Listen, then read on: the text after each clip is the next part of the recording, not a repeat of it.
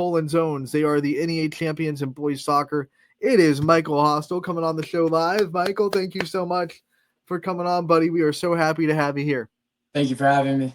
And we like getting kids out of school, but unfortunately today's the day where you get out of early. So we can't get you out of class, but we're still happy to have you.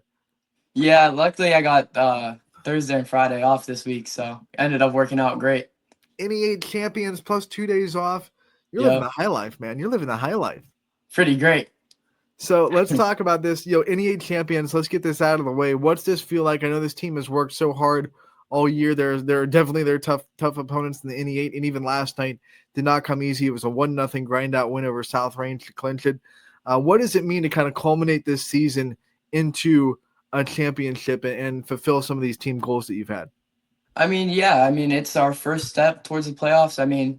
It's just our first achievement. Yeah, we won the conference now, but now we got to look forward to districts. We got to look forward to regional. We just got to keep looking forward, keep beating that adversity. I know South Range game was a little harder. 1-0, close game, but at the end of the day, it's a score, so we just got to keep pushing through.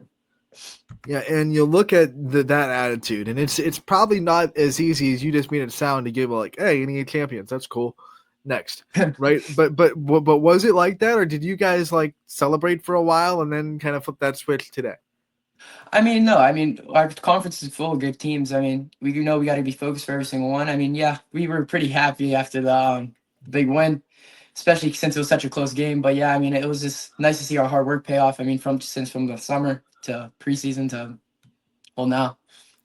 And here you are as an upperclassman. What's it like to kind of take that next step? The first 2 years of high school, you're looked at as one of the younger kids on the team. It's your time to kind of learn and get your feet wet. And now here you are as a junior. And now all of a sudden it's okay, now we're counting on you to be a leader a little bit. We're counting on more responsibilities from you. What's that been like transitioning into an upperclassman? Yeah, it's kind of weird. The first 2 years I had a lot of great people to look up to.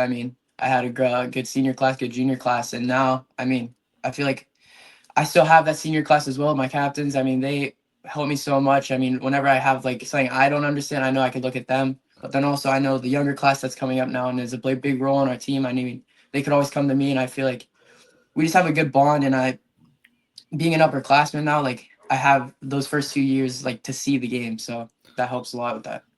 What were you telling yourself going into the season, knowing that, like you just said, you had great seniors and juniors your first 2 years, and now it was your turn to try to be that to some of the younger kids?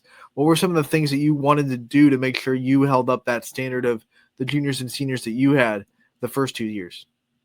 Yeah. I feel like our seniors pushed it from my whole high school. Adversity was it's never gonna go away. So they set a tone when they graduated. That would they instilled in us. I feel like we gotta just keep driving, keep working, and I feel like we push that on our younger kids too. No matter who we have, our program's strong. We could be great. So we just don't. We look back at the past, but we gotta look forward now. What a time to be alive in Poland right now, huh? You got your football team that is fighting for an NEA championship. They're on top of the conference right now, and they have a big matchup tomorrow with Gerard. Of course, you guys just won the NEA championship. What's it like to look around this athletics room and see so many great athletes and so much success going on right now in the Poland Fall Sports Arena? Yeah, it's nice. It's kind of like everyone's pushing each other to be great. Even last year, all of us, the girls soccer, football, we all went to regionals. I feel like just at school too, it's like an environment where everyone's supporting each other. So, it helps every other team to want to do just as good as everyone else. So I feel like the environment at Poland helps with that a lot. From your perspective, what is it about the environment that you just said that kind of drives excellence, makes this standard of excellence for Poland? We see a bunch of athletes from a bunch of different sports just have this desire to make Poland proud and hold up the tradition. Yeah, I go around school, either it's the teachers, it's my classmates, it's just anyone really. They're always asking about the games. You'll see them at the games. Everyone's just there to support. And having that support around you, it's a good feeling, especially when you have that energy from the stands. It helps bring it onto the field as well. When you go into the school day and like you said, you see teachers and people in the hallway kind of dapping you up a little bit, the school's behind you. What does that make you feel like when you get to put on that jersey and you get to kind of return the favor by supporting them and honoring them and being able to kind of represent the community when you put on the jersey? Yeah, I mean, it's great. I mean, having that, especially because of the people in front of me, like the graduating class. I mean, it's kind of like just respect for them and like carrying on their legacy. So, I mean, especially for as a school too. I mean, we're just building up our reputation, keeping it going. I mean, we're a strong school in sports, and just got to keep building on that. Not only are you succeeding on the soccer field, also succeeding in the classroom. What, a 3.9 GPA? It's impressive. What has been the key to your success in the classroom? What are some things that you do to make sure your schoolwork doesn't slide at all? I mean, yeah, I stay up late at times. I'm bad with that. But it's just a lot. I mean, I just manage my time. I mean, especially after school, I get out a little earlier because I take some college classes. So I just make sure I get my work done then, and then always, uh, what's the word? Education before athletic. But I mean, I feel like managing time helps me to balance them both. So yeah. I feel like everyone kind of says education before athletes, but then, we see guys and girls that like don't really buy into that fully. They're focused on, but you definitely are, obviously, because you have the 3.9. Where did that kind of attitude come from at an early age? When did you kind of lock in? Okay, I do have to take care of my schoolwork before I worry about my sports. I mean, yeah, from like when I was younger, I mean, that was just something I always cared about. It was just felt good. I mean, my parents, especially, they pushed me to be better in school, and I mean, they rewarded me and made me feel good about getting those good grades, getting that good test score. I mean, it was just a good feeling. And then, especially now, I mean, soccer is good, and but it won't be forever. So I mean, I got to look forward to my future too. So having that good GPA will help a lot. And we asked you in your pre-interview questionnaire about the future, and you already have a pretty big vision board full of some lofty goals. Talk about those and what kind of things you want to do after you graduate high school next year. Yeah, I mean, I plan on looking to go towards like the medical field or either engineering, but I really do like the medical field, especially I want to be an orthodontist. I look at that a lot. I just feel like I don't like the doctor part with like I don't know blood work, needles, like the gross part. But I feel like braces is always like I don't know, it's cool. Orthodontist. You don't have to be stressed to go there. I'm I don't just mess with laughing needles. because you don't like the gross part, but you're gonna put your hands in people's mouths, which could be one of the dirtiest parts of the body. So, I just don't mess with needles. No needles for me. Just no needles. Hey, I'm right there with you. I get queasy when needles come out, and I actually have to get like anti-anxiety meds when I'm getting needles because it's not fun at all. not my thing. Um, but what kind of things drew you to wanting to be in that field and wanting to be an orthodontist or wanting to be even like engineering? What drives you towards that career path? Because there aren't a lot of kids out there, especially young kids, that say, "Man, I'm going to be an orthodontist when I grow up." So, what kind of drove you towards that career path?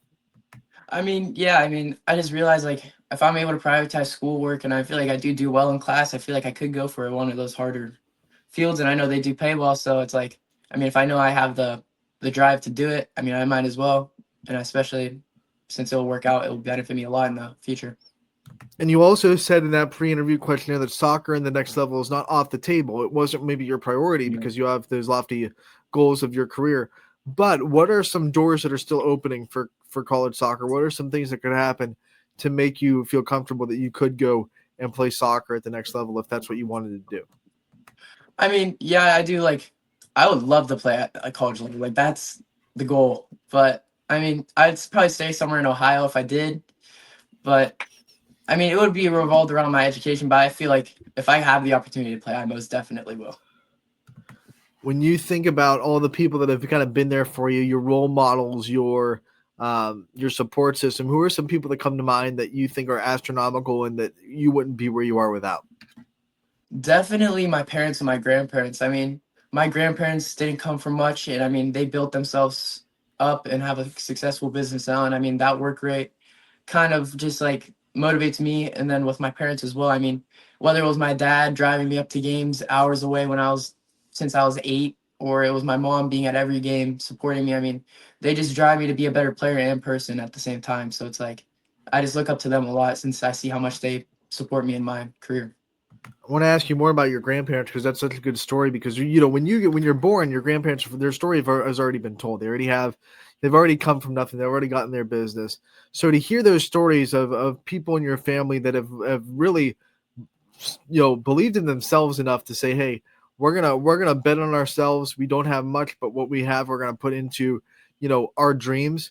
What does that do for you now that you're in that stage of life where you're starting to have to make those bets on yourself to accomplish the dreams that you want to do?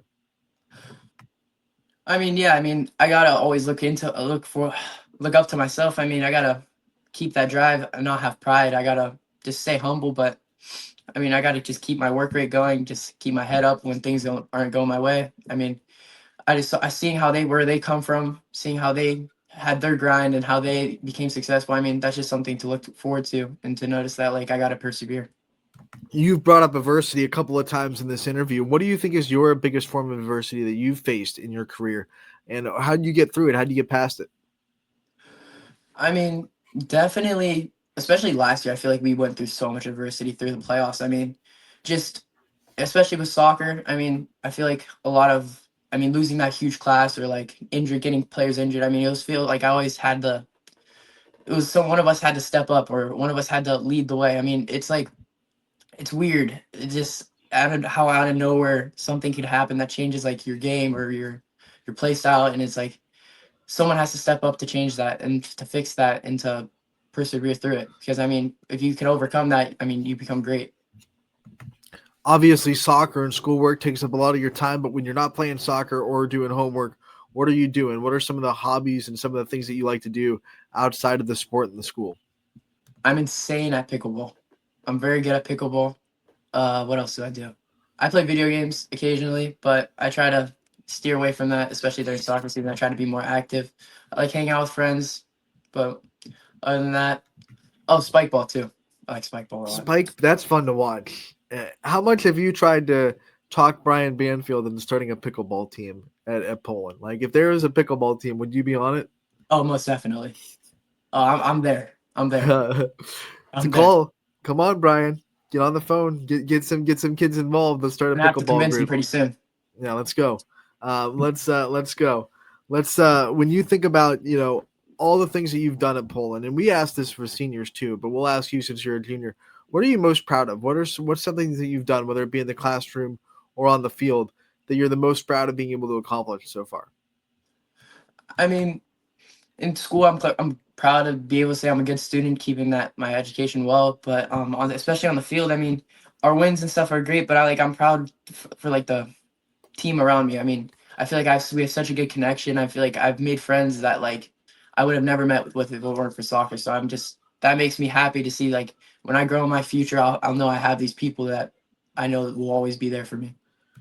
Who are some of those people on the soccer team or in soccer that you've met outside of Poland? I'm sure you play off-season soccer too, that you think are in your life and in your circle plainly because of soccer. You feel like maybe if it wasn't for soccer, they wouldn't have found themselves in your inner circle.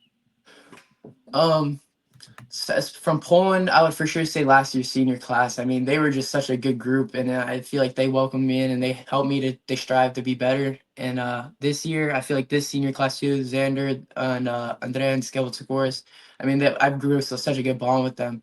And I mean, I've been around the twins since we go to the same church and stuff, but especially Xander too. I mean, just throughout soccer, seeing each other every day, we've got such a good bond. And also, I got a couple club friends that played TCSC with me, especially Max Erickson from Gerard. I mean, I felt he's one of my best friends now, and I talk to him all the time. One of your best friends in the Indy 8, playing with them every year. What's it like competing against club opponents, competing against club teammates, and being able to kind of have that friendly rivalry when you're on the field with people that you know so well? I mean, at the it's like we got to win that game, but I mean, after every game, I mean, I hope to see them do their best, but it's the middle of the game. You want to take a picture after the game. We both agree. We both just hope we do the best after we get a tough picture after. Sorry, buddy, you're not my teammate right now. Not Gotta right beat now, you. no. Gotta beat you. But after you, we're cool. We're cool, but gotta beat you. All All right. right. We like to end these player profiles the same way every time, whether they're live or not. I want to give you the chance to kind of take the limelight off yourself. I know you talked about some of your role models already, but I want to give you the time to thank all the people in your life that support you, that come out and kind of have your back. And I want to give you as much time as you want to kind of give out some shout outs and some flowers to the people that you think deserve it. I mean, I especially want to thank my parents. I mean, I wouldn't have been here if it weren't for them. I mean, they pushed me so hard out, and out of soccer and in soccer. And I mean, I feel like they've made me the person I am today.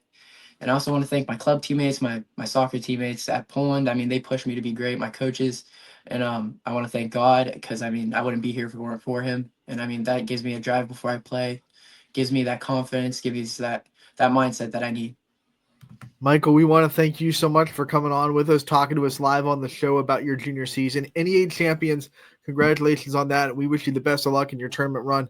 We hope that it goes as far as it can, and we can't wait to see you again real soon, buddy. Thank you.